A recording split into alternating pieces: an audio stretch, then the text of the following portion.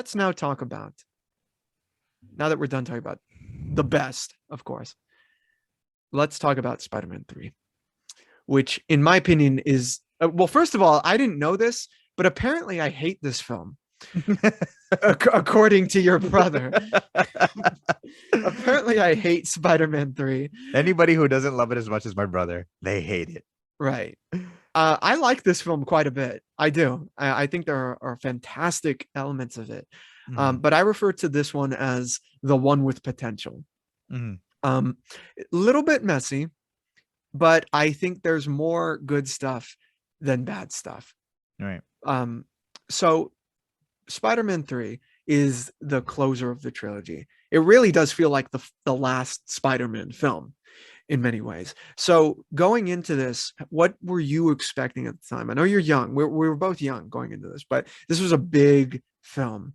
Spider-Man, Venom, Sandman, the Goblin, right? Big, never thought you'd see Spider-Man fight that many villains in one film ever. So what are you expecting going in to the third film? I was expecting it to be the best movie ever made. Spider-Man 1 blew my mind. Spider-Man 2 was even better. I thought Spider-Man 3, especially based on the trailers and the marketing, I thought Spider-Man 3 had some of the best, it had one of the best marketing campaigns of all time. From the video games, the video game covers, the posters, the music that they teased in the trailer and stuff like that, and the Venom symbiote suit in that trailer. Unforgettable. I thought it was going to be the best movie of all time, ever.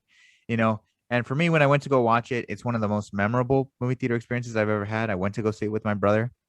And, just the look on his face, just smiling the whole time. For me, it was very hard to look at the flaws and be like, this is definitely inferior movie to the other two. So for me, I watched it as a 10-year-old and I loved it. I loved it so much. I loved seeing Tobey again as Spider-Man. Just the idea. I remember my friends telling me, because some of my friends saw it before I got to see it because we didn't see it opening night. But I remember my friends telling me about scenes and just describing it. And in my head, I was like, oh my gosh, I can't even imagine Spider-Man fighting Sandman and Venom. And there's a new Green Goblin. Like, that all sounds insane to me. This is gonna be crazy. And I saw it, and it was really, really awesome, I thought. And at that time, of course, as I grew older, you notice the flaws, you notice what didn't work, you notice why this one is considered to be the worst one. But for me, always, I describe Spider-Man 3 as bittersweet. There are things in there that are godly, but there are also things in there that are like, this is really questionable, and why is this even here?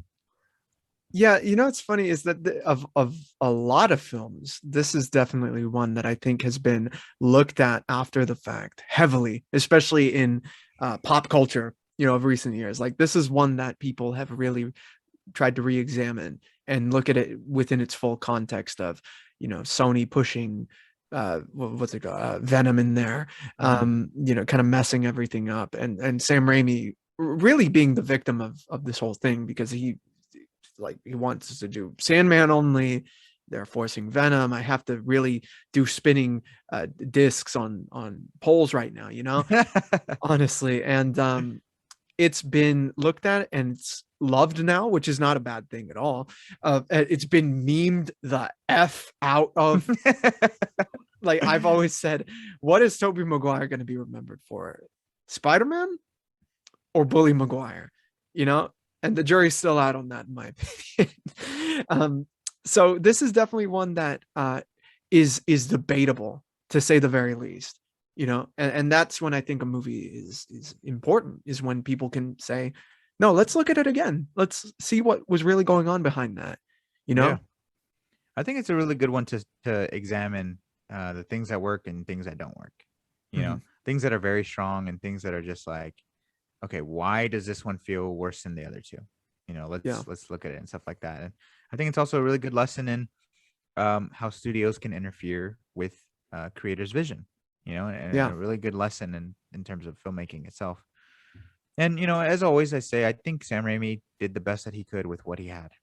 What he was kind of forced a hand here, an unlucky hand, like you said, with Dr. Octopus and his fate in Spider-Man 2. Sam Raimi here was dealt with producers saying, Venom, Green Goblin, Sandman, put them all together. We're trying to make the most money here, and I don't know. There was just too much going on, and I think it veered away from something that really could have been better than Spider-Man 2. Yeah. Yeah, I mean there are things about this movie that I love. I love the main themes of it, which are revenge, and then it transforms into forgiveness.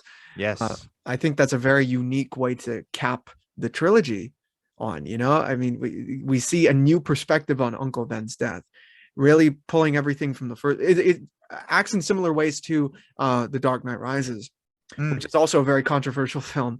But you know, it's very smart in that it brings elements from both previous films and combines them into a new story that gives new closure to the character. And Mhm. that's definitely the case here with revenge and forgiveness. What do you think of these as themes for Spider-Man? I love it. I thought they were very powerful in the movie, and I think the way that they're expressed, it's actually one of the main reasons why I feel like it's one of the most successful aspects about the movie are the themes of revenge and forgiveness. They reanalyze the origin story, and I kind of like the little retcon or change that they made to it. I think it made it even more powerful for Spider-Man to not kill Sandman. You know, he knows that Sandman is the one that's truly at fault, and for him to forgive him is, I think, the most righteous thing he could do as a character. And it's so beautiful to see uh, Thomas Hayden Church's performance as Sandman. You know, just the tears in his eyes at the end, feeling okay about himself in the end because of Peter's actions, and wanting to help his daughter. I love those moments so much. Yeah, and another aspect of revenge and forgiveness in this that is also brought from the previous two films is Harry Osborn's transformation into the Mhm. Goblin itself, seeking revenge for his father's death, and then ultimately realizing what happened. So Yeah. how do you think that was incorporated? How well do you think that was incorporated? Honestly, I thought it was handled. I thought the Harry's revenge arc throughout 1 through 3 was handled pretty perfectly. I think that's why we get so amped when they do team up, because it's just that feeling of, again, that's what forgiveness can do, and it's just, I think there's no better feeling than reconnection and rebuilding a relationship that was destroyed, right? And so the fact that it's Peter who is Spider-Man and had a hand in the death of Green Goblin, I think it adds more strength to Peter's motivation to forgive Sandman, because he knows exactly, he's been in that position before. Yeah, absolutely. And speaking of Sandman, Thomas Hayden Church plays the character. He looks just like the Sandman in the comics. Brilliant, just the way Yeah. that they bring that to life. And he is the object of Peter's anger in this film. He's one of. Do you think he's one of the most underrated comic book movie villains? Oh yeah, without a doubt. Yeah. Without a doubt. I love his motivation. He is one of the most sympathetic villains ever put to screen. You know, the scene with him and his daughter, what truly happened that night, it was an accident. And him not really wanting to hurt anybody, but him willing to do whatever's necessary to make sure his daughter can breathe right, is it's fantastic, man. His performance is wonderful, comic accurate to a T. Definitely one of the best castings of all time. The Sam Raimi Spider-Man trilogy, all the castings are like on point, except for Gwen Stacy, but everything else on point. I honestly, And Topher Grace, sorry, Topher right, yeah, yeah, yeah. Grace. I think when it comes to Gwen Stacy, I don't think the casting is bad. I think it's one thing we were talking about was the utilization of a lot of these characters. I think that's probably where, because Bryce Dallas Howard, fantastic actress, I Oh think. yeah. And if they're actually going to go with Gwen Stacy in that, like that, when you bring in Gwen Stacy, you know exactly what you're leading up to. You know what I mean? So if they really did pursue that in a way that was for real, I think she's a good choice. But you know, she's nothing in the film. So we'll talk about that later. But damn, what were we? I was going to say something. Sandman as a villain is so underrated that people aren't sure if Thomas Hayden Church is coming back for No Way Home because they haven't shown him at all. Yeah, yeah. I'm kind of worried about that. I'd love to see him again. Um, I think to only utilize the CGI monsters of Lizard and Sandman would be a mistake Mm-hmm. Yeah, I mean, because then they're yeah, just monsters and they're just whatever. yeah. They're listed. The actors Thomas Hayden Church and Reese Ifans are listed as being in the film. Um, I don't know if it's I don't know if their lack of appearance in marketing is because of the amount of time they're in the film or because of their popularity, because Mhm. obviously, you got Jamie Foxx, Willem Dafoe, and Alfred Molina. Those are big names that you're going to sell the movie with. Mhm. And I don't know if they would be able to do that with the other two. Um, I don't know. I hope they're in the movie. I hope they're in it substantially because Yeah, they're those two specifically are the guys with the families. right. So, maybe there's something there. Maybe they got to get back to the family. Maybe they're trying to, keep more of the plot a secret. Why does Spider-Man go against Doctor Strange's wishes? Why does he want to save some of these villains? Is it because there's a lot of empathy within himself and he understands that these villains are not just, twirling their mustaches and stuff like that? There's more to them. And so I think that's going to be another a big factor to the Spider-Man movie, him saving his villains.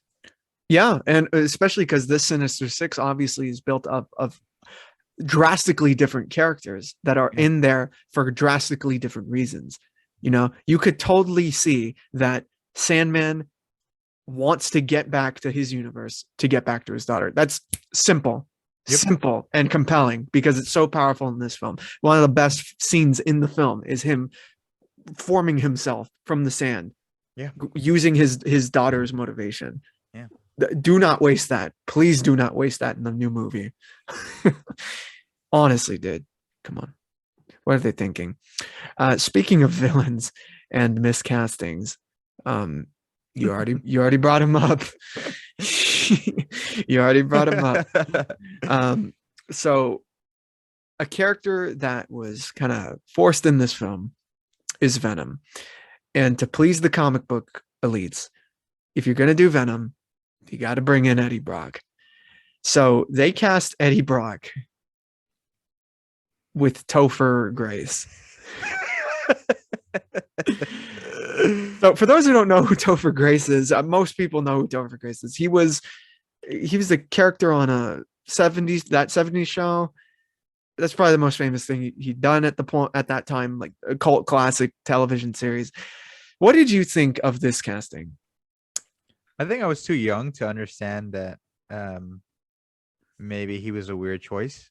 When I watched the movie, I always interpreted it as like, oh, he's similar to Peter and stuff like that. But as I got older and, I watched the 90s animated show, I played um I played Spider-Man Friend or Foe. You got a bigger Eddie Yes. Brock in there, Venom.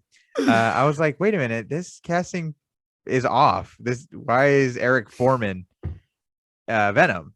So it was always a weird casting to me as I got older. But when I watched the movie at that age, it never really bothered me because I always saw it as like, oh, he's just similar to Peter, kind of like what they did with Gwen Stacy and MJ. Gwen Stacy wasn't like the comic accurate uh, outsider like Peter was. They kind of brought her in as like another MJ. Yeah. Yeah. So when it comes to Topher Grace as Venom, I don't know if that the approach of his Eddie Brock was like, okay, I'm gonna do Venom, but I'm gonna make it. It's essentially a middle finger to Sony, doing it that way. I recently, as of last night, rewatched this remarkable fan film, which I've shown you, Angel, in the Mm-hmm. past. It's a Venom fan film called "The Truth in Journalism," and it's set during the 80s or 70s. It's about this French documentary crew that goes to New York and interviews Eddie Brock after the whole situation from the comics where he's fired from the Daily Bugle. Spider-Man was involved in it. It is first of all, it's a rated R take on Venom and Mm-hmm. Spider-Man's mythology. And what's funny is the casting is kind of similar to Topher Grace. The actors physically he's kind of lanky, he's kind of skinny and everything. Hmm. A little bit like Topher Grace, but the personality is so different. He's a scumbag in that fan film. Yeah. You know what I mean? He is complete New York trash who is all about getting the story no matter what. Very similar kind of to the approach in terms of tone to Joker with Joaquin Phoenix. Hmm. Fantastic. So when I see that, when I see a fan film take care of Eddie Brock better than some films out there, it's insane. Yeah. You remember that fan film? Yeah, I do. It was wonderful. I love that actor for Eddie Brock. For me, it's all about the character. And I think Topher Grace just, it's hard to get Red Foreman out of your head. And you have to be some kind of actor to really make a to distinguish yourself from that kind of character to a character like Eddie Brock. And it just felt like I was watching Eric Foreman with highlights. It's with highlights. It's funny. They were definitely going with instead of the big jock, muscle guy, they definitely went with more like the douche hipster Yeah. take on Eddie Brock. I think were they trying to be contemporary with that, because the regular version of Eddie is so like kind of 90s in a way. Yeah, no. I don't know. Again, it's one of those changes where it's like we kind of think that you forgot the core essence of the character, like it's kind of like what Forstig did with Doctor Doom. Make him a hacker? What? What? Right. Come on now. Come on now. This is a dictator of Latveria, bro. Come on. He's a monarch. He's not a hacker. Yeah, hacked his way into fucking Shake my head. this movie. Shake my head. You see, but it's those decisions that really alter a character. They are no longer the same one.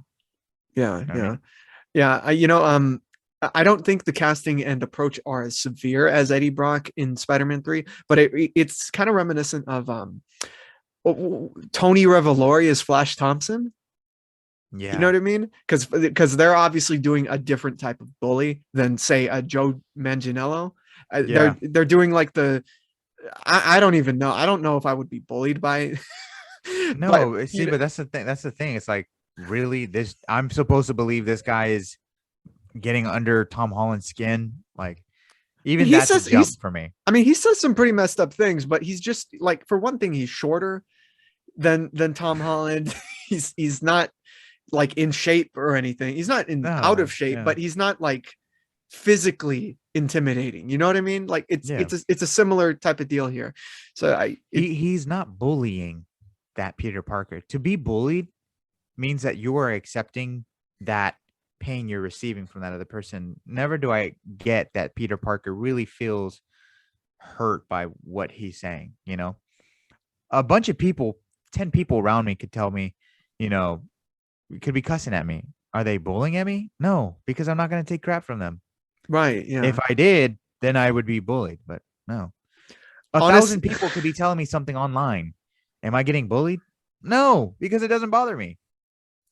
Honestly, and this is not a joke, I would not be surprised if the reveal is that this version of Flash Thompson has a crush on Peter Parker.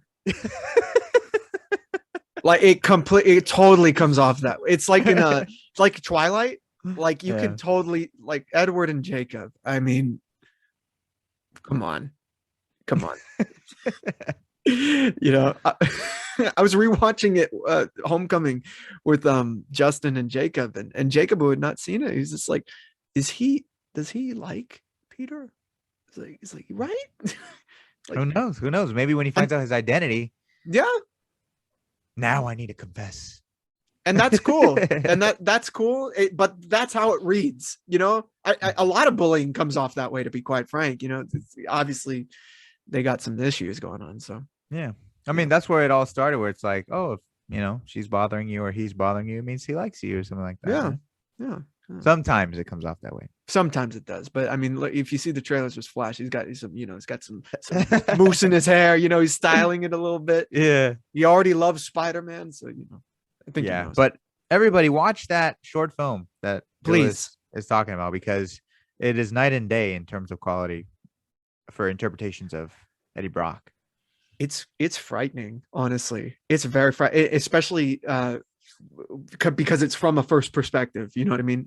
So check it out. The Truth in Journalism. Fantastic. Um, okay, let's now talk about Spider-Man 3. It was torn to shreds when it initially came out. In recent years, it's been re-examined and praised. And we talked a little bit about this, but what is specifically do you think has been the thing about the movie that's gotten its praise in recent years? I think just the familiar feelings of heroism that the Mhm. first and second one do so beautifully throughout. When you get those moments in Spider-Man 3, it's really hard to look at the negatives and be like, yeah, this will overtake the stuff that I love about the movie. There's so many great things about Spider-Man 3. The casting of Sandman, the birth of Sandman, the music from Christopher Young, the black symbiote suit whenever Peter does have it, gorgeous to look at. Spider-Man's return and saving New York City to go against these villains.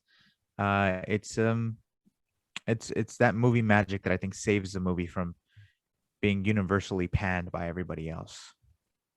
Yeah, yeah, that's a great aspect. I think it's really what this reexamination is, and I brought this up earlier.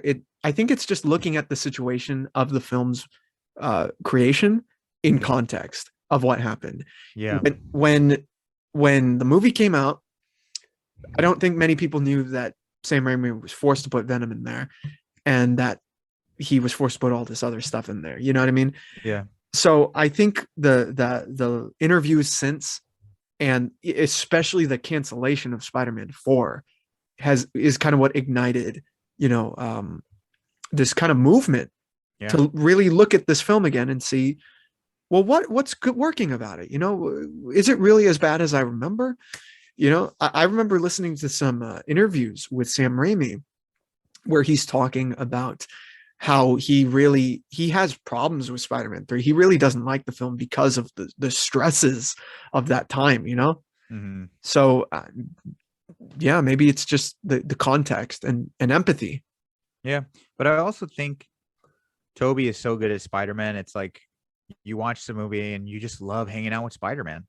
Mhm. You love being with Spider-Man. And I think that's why we've always been wondering, like, I wonder what that character how that character is doing now and why we're just so excited to see him next week. What's he Allegedly. what's he been up to? Does he have kids now? Yeah. What's he been up to? Do you get married? Did he get married? Does he know another Spider-Man? Right. Yeah. I mean, I like to think that he got married on the hill with Mary Jane, like he was talking about in the second film. If they do that in the movie, I'm gonna get a little emotional. Oh man, that'd be amazing. Yeah. Um, you mentioned spending time with the character, Yeah. and we spend time with the character in a very similar way to the second film, where we have a whole montage of him without the powers. We have a whole montage in this film of Peter just living it up with the black suit. It This is the birth of the infamous Bully Maguire.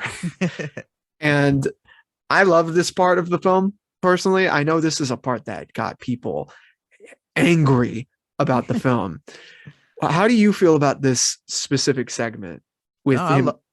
I love it, man. I think it's hilarious. I never did I feel an ounce of anger or like, what is this doing here? Like, I just always felt like this is so goofy and funny, and I feel like Peter Parker would behave this way if he thought he was cool. Like, for me, it made sense and it clicked that way. I don't think I ever want to take a movie too seriously where if scenes like that happen, then I'm not gonna like the whole thing. It's movies are supposed to be for a good time. Yeah, and that's the best time, honestly. Him walking Yeah. around, dancing, and looking at the girls looking like, what the fuck? Yeah. It's my favorite thing. I love. There's something you should definitely check out, Angel. It's on YouTube. It's a piece of the commentary track Mhm. of that moment, of that scene. And it's I think it's called Toby Reacts to Bully Maguire, I think it's called. Mhm. And on mic is Sam Raimi, Kirsten Dunst, Toby Maguire, Franco, and Topher Grace. And Really? And they're all yeah, watching that part. yeah, and they're commentating on it, and they're talking about the lines and everything. Apparently, I'm gonna put some dirt in your eye was from Ted Raimi, I think, the brother of Sam Raimi. Really? Yeah, Wow. Yeah, and that's it's a fascinating little piece of the commentary. I recommend that to everyone. Bully Maguire for I need him to show up like that in no way. All right. So last point on Spider-Man 3. Spider-Man 3 has one of the most beautiful endings in the superhero genre. Hmm. And it's unbelievable to think that Toby is coming back. Hmm. What do you predict his return will be like and mean? Uh, for me, his return and seeing him alongside the other Spider-Man is seriously something that was unfathomable until a couple months ago.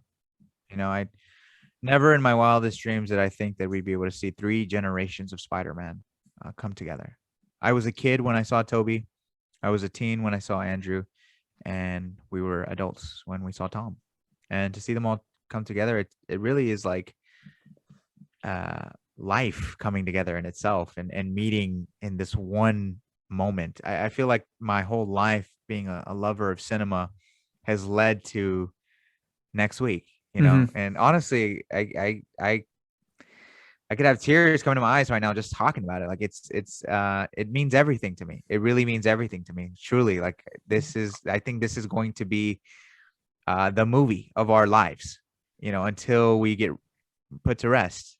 I don't imagine anything ever topping this, and I don't ever need anything else to top this because this is it, my friend. This is it. Like this is This I is the don't know. one. This is everything. This is everything. Toby alone returning is means the world to me. And honestly, if he returns and he tells Peter, Tom Holland, word for word, the same monologue as Cliff Robertson gave as Uncle Ben, I'm gonna be crying. I'm gonna be crying. From the very beginning, I was just like you. I was going through the same thing, just word for word. You know, I I will truly tear up. It's That gonna it's the best movie ever made. It's the best movie ever made if I see them all together. I promise you. It's the best movie ever made. so that was supposed to be the last point. But you brought up that very specific thing of the monologue and everything. I've said this a lot, okay? And at Mhm. first, when I first heard the idea, I was like, that's a dumb idea. But it's grown on me, okay? And we were talking about it the night we saw the films. Mhm. I need Toby Maguire to be the Uncle Ben in the MCU for Yeah. Tom Holland's Spider-Man. I need that. Yeah. It would Yeah. make up every single problem I've had Yeah. with Tom so far. It would really it would make it all up. This is an idea that was brought up by Tom Holland himself. Why can't it happen? Yeah. Can you imagine if he is truly the Uncle Ben and those are the words he tells him? You're going through these changes. You're not alone. I'm the same way. Same thing happened to me when I was a teen. With great power comes great responsibility. He tells him that. Can you imagine how we're gonna feel when that college trilogy comes around and he's finally that dude, the one. That's the ultimate passing of the torch. That's the scene where Yeah. you literally pass the torch and everyone is cool now. Everyone who's argued about the best Spider-Man, everything, like Yeah. it's right there. I don't know how disappointed I might be if that does not happen. I just think it would be wasted potential if that is not the case. You know what I mean? Yeah. Like, Yeah. it's just so like, come on, dude. It's there. Like it's there. Like we're not even the writers. And it's there. God damn you sons of bitches, you better do that. Honestly, man. But that's pretty much it with the first three Spider-Man films. We talked about it. They are going to be released over the course of the weekend, and we have more discussions lined up. As the days progress, you might see Angel on more, you might not. We're still figuring that out, and yeah, I'm glad to be podcasting again. It's been too long, It has been friend. long. It has been long, my friend. I saw our last podcast, I think was with the interview with Gavin, and that was Yeah. over a month ago. So it has been too long, but we are gonna try to get things back to regular. But life has been getting kind of crazy and busy, and it's the holiday season. But we might have some things cooking up for next year. You never know. You never know, man. I mean, we've gotten your comments of, it's the only goat podcast that doesn't do podcast. Yeah, we've seen that. Trust me, when we're not podcasting, we're working on this. Okay, like that's what kills me about those comments. Like, where's the podcast? You guys really don't know what we're doing. No. You really don't know Yeah. right now. You will, though. You will know what's coming. This is only part of it. Yeah. But here it is. Here it is. A 2-hour Spidey tag right here, which will be split up. But again, We we love this stuff. We love this stuff. Yeah, man. So Angel, where can the people find you on the socials? You guys can find me on YouTube, the Goat Movie Podcast. You can find me on Twitter. Find both of us at the Goat Movie Pod, my personal at Blu-ray Angel. Follow us on all our socials, and we'll be sure to connect on movies, television, comics, superheroes, and everything we love talking about.